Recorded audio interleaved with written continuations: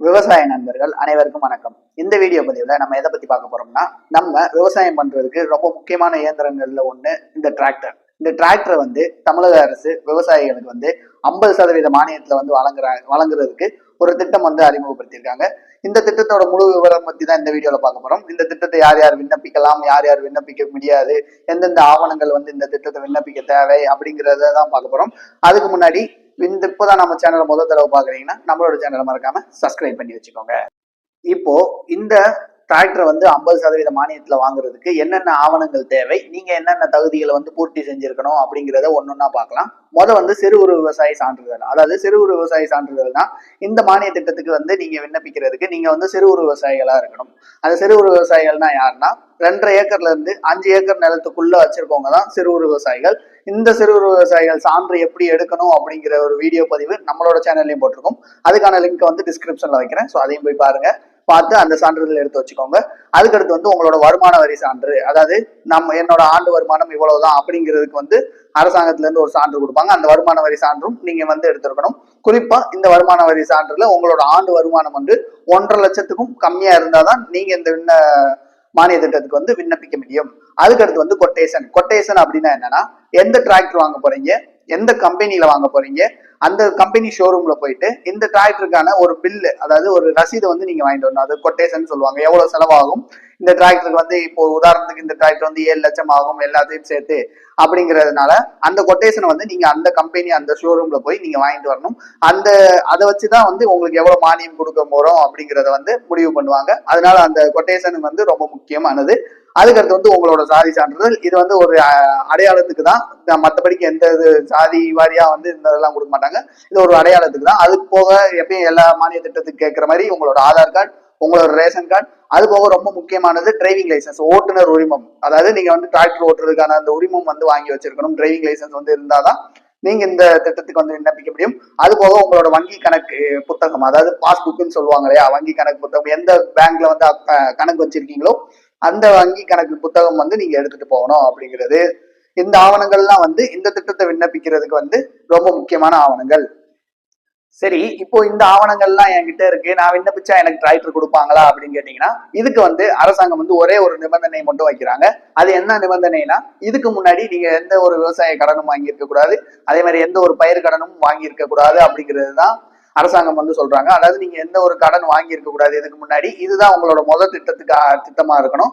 அப்படி இருந்தாதான் இந்த திட்டத்துக்கு நீங்க விண்ணப்பிக்க முடியும் அப்படிங்கறத சொல்றாங்க. சரி, இப்போ இந்த ஆவணங்கள்லாம் இருக்கு, நானும் இது வரைக்கும் எந்த கடன் வாங்கினது இல்லை, இந்த திட்டத்துக்கு தான் முதல் தடவை விண்ணப்பிக்கிறேன் அப்படின்னா எப்படி விண்ணப்பிக்கிறது, எப்படி விண்ணப்பத்தை பூர்த்தி செய்யறது, அதை யாருக்கிட்ட போய் கொடுக்கறது அப்படிங்கிறத பார்க்கும். இணையதளத்திலே இதுக்கான விண்ணப்பம் இருக்கு. உதாரணத்துக்கு நீங்க குரோம்ல போயிட்டு, உங்களோட கூகுள் குரோம்ல போயிட்டு தமிழ்நாடு அக்ரி டிபார்ட்மெண்ட் அப்படிங்கிறத போட்டீங்கன்னா அதுக்கான லிங்க் நான் டிஸ்கிரிப்ஷன்ல கொடுத்துறேன். அதுல நீங்க போய் பாத்துக்கலாம். அந்த வெப்சைட் இணையதளத்துக்குள்ள நீங்க போனீங்கன்னா ஓரத்துல அந்த 3 டாட் இருக்கும். அந்த டாட்டை நீங்க தொடர்றது மூலமா இந்த இடத்துல தரவிறக்கம் அப்படிங்கிற ஒரு ஆப்ஷன் காமிக்கும். இந்த தரவிறக்கத்தை கிளிக் பண்ணீங்கன்னா விண்ணப்ப படிவம் அப்படிங்கிற ஒரு ஆப்ஷன் காமிக்கும். இந்த விண்ணப்ப படிவத்தை நீங்க தரவிறக்கம் கொடுத்தீங்கன்னா உள்ள நிறைய இருக்கும். அதாவது முதலமைச்சரின் சூரிய சக்தி, சூரிய மோட்டார் அப்படிங்கிற மாதிரி நிறைய உங்களுக்கு விண்ணப்ப படிவங்கள் இருக்கும். இதுல மதிப்பு கூட்டும் பொருள், மதிப்பு கூட்டும் இயந்திரம் விண்ணப்பம் அப்படிங்கிறது இருக்கும். அது பிடிஎஃப் மாதிரி தான் இருக்கும். அதை நீங்க டவுன்லோட் பண்ணிக்கலாம்.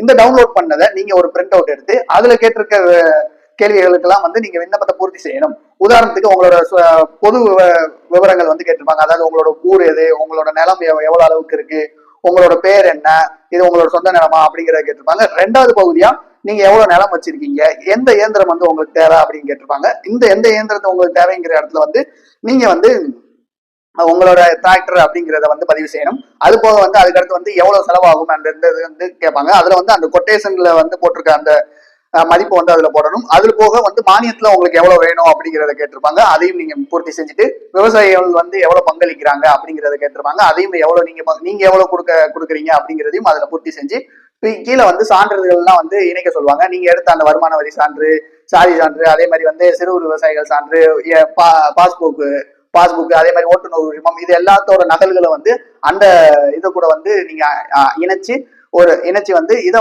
எங்க போய் கொடுக்கணும் அப்படின்னா கீழே ஒரு இடத்துல இது சொல்லியிருப்பாங்க. அதாவது இது உறுதிமொழி அப்படிங்கிற மாதிரி சொல்லியிருப்பாங்க. அதுல உங்களோட கையெழுத்து இட்டுட்டு என்னைக்கு இந்த ஃபார்மை ஃபில் பண்றீங்களோ அதோட தேதியை இந்த ஓரத்துல இது பண்ணணும். அந்த தேதியை போட்டுட்டு எல்லா ஊர்கள்லயும் வேளாண் வேளாண் வேளாண் பொறியியல் துறை அப்படிங்கிற ஒரு கட்டிடம் வந்து இருக்கும். உதாரணத்துக்கு வந்து இப்ப தேனி மாவட்டத்துல வந்து தேனியில இருக்கும் இந்த வேளாண் பொறியியல் துறை அப்படிங்கிற கட்டடம். அந்த கட்டடத்துல போய் அந்த அலுவலகரை சந்திச்சு இந்த விண்ணப்பத்தை வந்து நீங்க அவர்கிட்ட கொடுக்கறது மூலயமா இதை வந்து அவர் வந்து அந்த விண்ணப்பத்தை வந்து உங்களோட பேர்ல வந்து பதிவு செய்வாரு. அப்படி பதிவு செய்வது மூலயமா அரசாங்கத்துக்கு வந்து அந்த விண்ணப்பமானது போகும். அந்த அரசாங்கம் அதிகாரிகள் வந்து அந்த உங்களோட விண்ணப்பத்தை பார்த்து உங்களோட விண்ணப்பம் எல்லாமே இது பண்ணி பூர்த்தி செஞ்சிருந்துச்சு, எல்லா தகுதிகளையும் பூர்த்தி செஞ்சிருந்துச்சுன்னா உங்களுக்கான அந்த மானிய திட்டத்தை வந்து உங்களுக்கு வந்து கொடுப்பாங்க. இதை வந்து எல்லா விவசாயிகளுக்கும் பயந்து விடுங்க. ஏன்னா நிறைய விவசாயிகள் வந்து டிராக்டர் இல்லாம இருக்கலாம், டிராக்டர் வந்து வாடகைக்கு எடுத்து இது பண்ணிட்டு இருப்பாங்க. நம்ம கிட்ட டிராக்டர் இருக்கு அப்படிங்கிறத இதுக்கு மாதிரி விட்டுட்டு போயிடாம உங்களோட விவசாயம் பண்ணும் அனைத்து நண்பர்கள் உறவினர்களுக்கும் இந்த வீடியோ பயந்து விட்டு இந்த திட்டத்தை பத்தி அவங்களுக்கும் தெரியப்படுத்துங்க. இப்போ இந்த வீடியோ பயனுள்ளதா இருக்கும் அப்படின்னு நினைக்கிறேன். இந்த வீடியோ பயனுள்ளதா இருக்கும்னு நினைச்சீங்கன்னா நம்மளோட சேனலை சப்ஸ்கிரைப் பண்ணிக்கோங்க. நன்றி.